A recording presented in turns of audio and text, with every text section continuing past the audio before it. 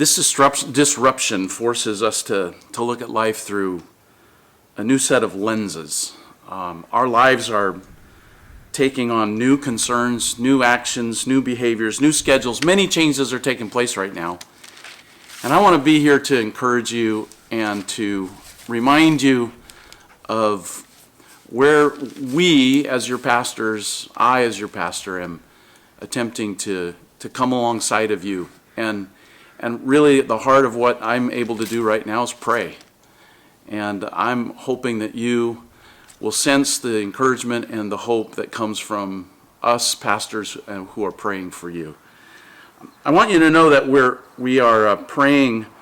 I am praying along the guidelines that Paul prays. Oftentimes when I'm looking for something specifically to pray, I use Paul's words that he uses as he writes to the churches in which he was ministering and tells them the kinds of things that he was praying for. And lately I've been in Colossians quite a bit, and so these verses from Colossians are especially an encouragement to me to pray for you in this way.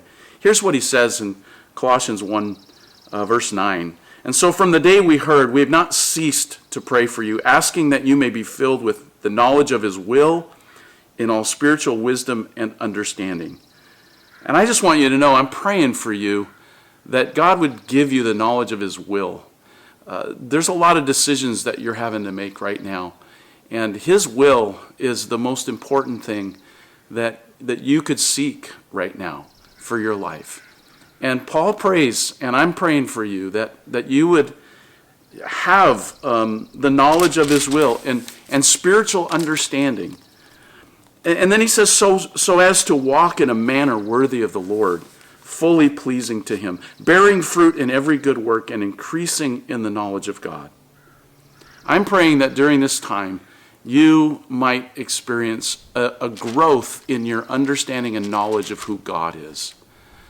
These kinds of situations stress us and stretch us because we've never been here before. We've never been down this path before.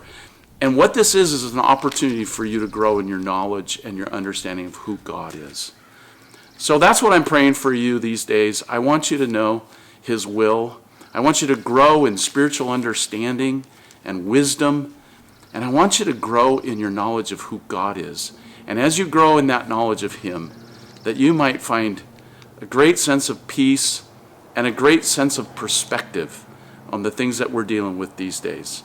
So God bless you, and know that I, your pastor, we, your pastors, are praying for you in these days.